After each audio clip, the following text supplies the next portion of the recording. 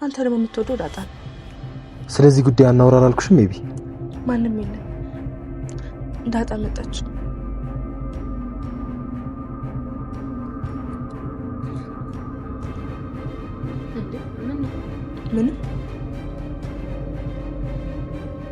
ምን እያወራችሁ ነበር? ረበሽኳችሁ እንዴ? አይ ምንም እያወራን አልነበረ። እና ምን ማለት ነው? ታዝማለች ዳጣ ምንም የለም።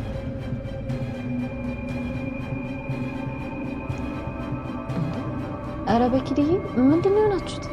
በቃ እኔ ልጅ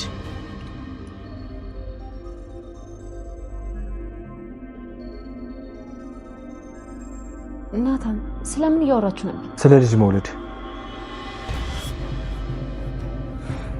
ዳጣ እቺ ልጅ አሁንም ትወደኛለች። እሺ ምንድነው ማድረግ ያለብኝ? ማለት እየተጎዳች ይመስለኛል። ዝም ብዬ ሳያት በቃ በውስጧ ብዙ ነገር ታስባለች። ያ ደግሞ እኔን እየጎዳኝ ነው። እናማ ምን እናድርግ ዳጣ? ቀለበት አድርግላት።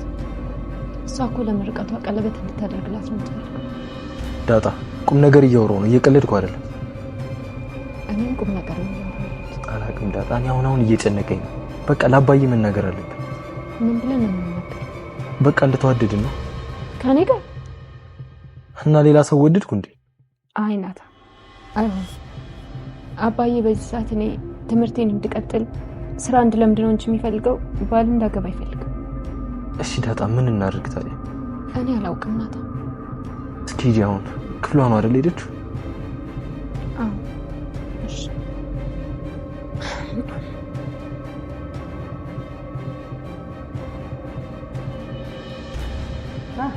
ናታኔ ማይ እንዴት አመሸ? እንዴት ነሽ? ሰላም ነው? አይ ኤቢ አንተ ክፍል ናት ልቆየችው? አዎ ማይ የሆነ ነገር ጠይቀኝ መጣ። አይናችን እያየ ተቀየረች አይደል? አዎ እየተቀየረች ነው። በተለይ ደግሞ ልጁ ሞቷል ከተባለች በኋላ በቃ ቆም ብላ ማሰብ እየጀመረች። ውበትን እኮ የሚያወጣው ጸባይ ነው። ታዲያ እንዴት ነው ውበቱ አልወጣብህም? አዎ ኤቢ እኮ ድሮ ቆንጆ ናት። እናንተ ምን እያሰብክ ነው? ያው አባቱ እኮ ከኛ ጋር መዛመድ ይፈልጋል። ከምሬ ነው ናታ። ያው ከዳጣ ጋር ምንም አይነት ግንኙነት የለኝም ብለኸኛል። ኤቢዬ ስትመረቅ ምን እያሰብክ ነው? ናታ አትፍራኝ። እኔ ማወቅ የምፈልገው እውነቱን ብቻ ነው። ከኤቢ ጋር መጋባት ትፈልጋለህ አትፈልግም? ያው እሷ እንደምትወድ አውቃለሁ።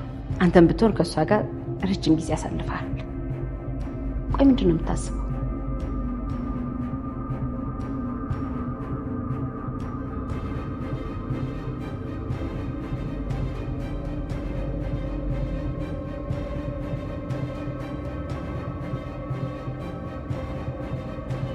ናታን ማግባት ያለበት ዳጣን ነው የምትሉ አንድ ቁጥርን አይ አቢጊያልን ነው ማግባት ያለበት አቢጊያል ባህሪዋ ስለተቀየረ ብላችሁ የምታስቡ ደግሞ ሁለት ቁጥርን እየጣፋችሁ ኮሜንቱን አጨናንቁት። እንዲሁም እናንተ በምትስማሙት ኮሜንት ደግሞ ላይክ እያደረጋችሁላቸው ብዛታቸውን አሳዩን። በሌላ በኩል ዳጣ በዚህኛው ክፍል ላይ ከእናቷ ከሰላም ጋር የምትተዋወቅ ይሆናል።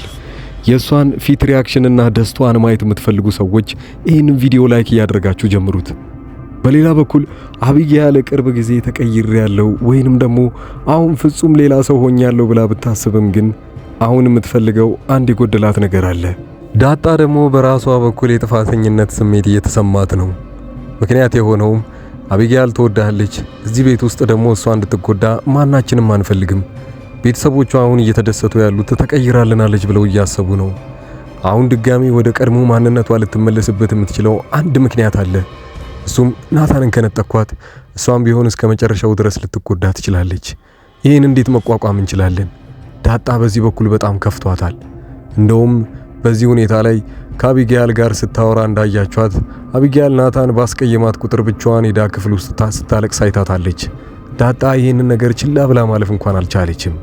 ምን ያህል ዳጣ የዋህ እንደሆነች የሚያሳየን ነው። አብራት ሄዳ እያጽናናቻት እንቺ ይገባኛል እያለቀሽ እንደነበረ በምን ምክንያትም እንደምታለቅሺ ታዲያ ይህንን ነገር በምን መልኩ መፍታት እንዳለባቸው ዳጣም ቢሆን አቢጊያል በጣም ተጨንቀዋል። ዳጣ ለብቻው ናታንን ማውራት ትፈልጋለች። አጋጣሚውን አግኝታ አንድ ጥያቄ ስትጠይቀው ነበረ። ለአቢጊያል ቀለበት እንድታደርግላት ትፈልጋለሁ። ናታን አንቺ እየቀለድሽ ነው እንዴ? ይህንን እንዴት ላደርግ እችላለሁ? ወዲያውኑ እሷ ደግሞ አሁን ለምርቃቷ ጊዜ ይህን እንድታደርግላት ነው የምትፈልገው።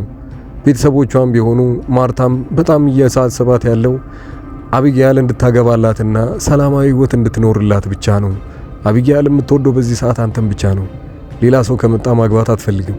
ምን እንደሚትሻል አልናውቅም እና እየቀለድኩ አይደለም ብላ ትመልስለታለች ዳጣ።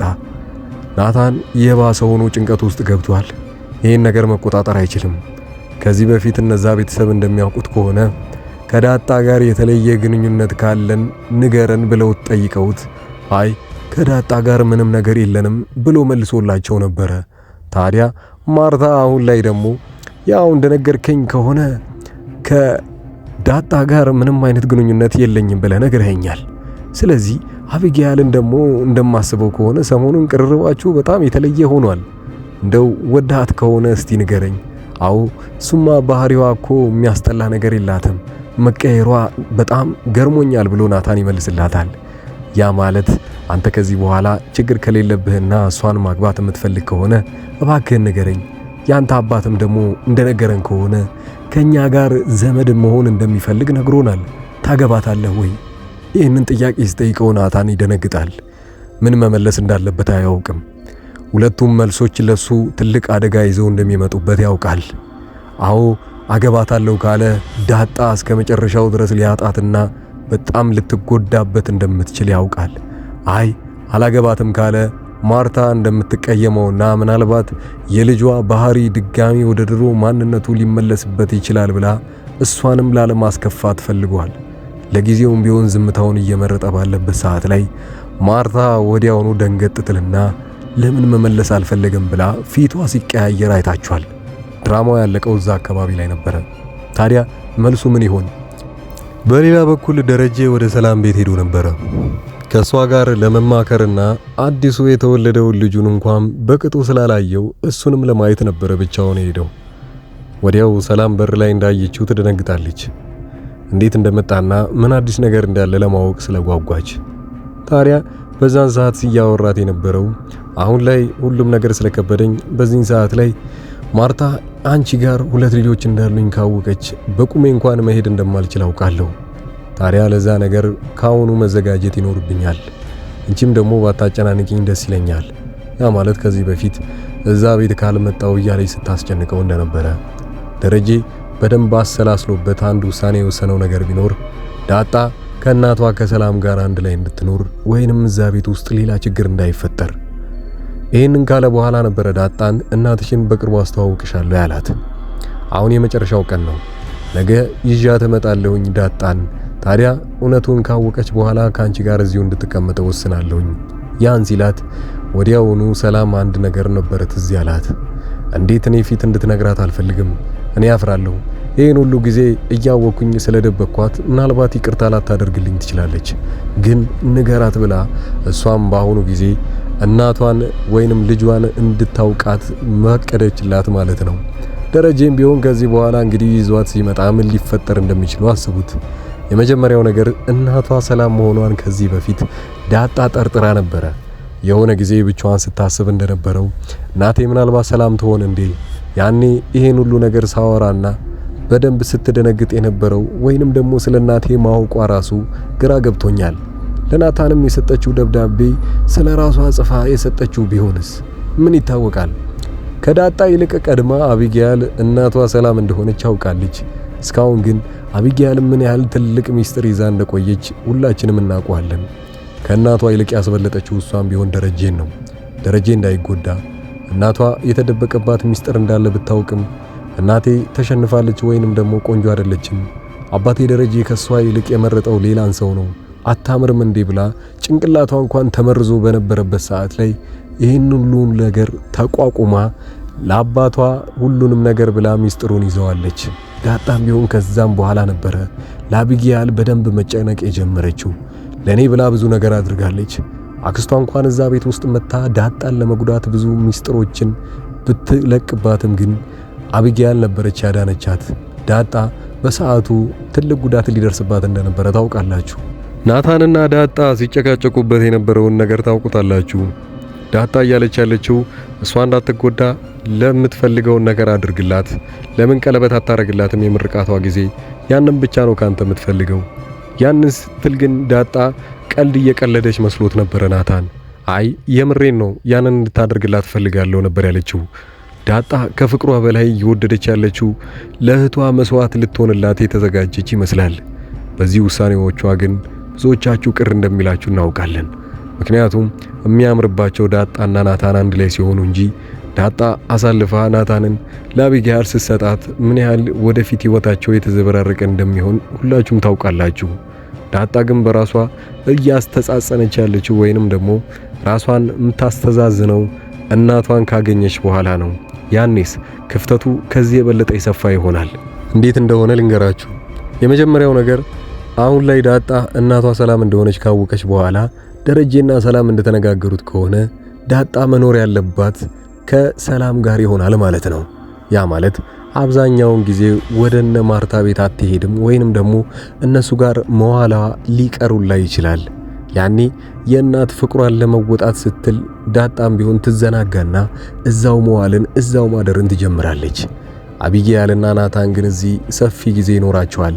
አሁን ላይ ማንም ቅር የሚለው አይኖርም ብላ ስለምታስብ አቢጊያልም ከናታን ጋር መዋሉን በደንብ ትያያዘዋለች። እንደውም አንዳንዴ የናታን ክፍል ስትገባ ናታን ሲሳቅቅ የነበረው ካሁን ዳጣ ትመጣለች፣ እባክሽን ውጪ ብሎ ሲያስጨንቃትም ሰምታችኋል። ግን እሷ እናቷ ጋር የምታድር ከሆነ ይሄ ሁሉ ይቀራል ማለት ነው። ናታንም ሲዘናጋ እንደነበረው አይታችኋል።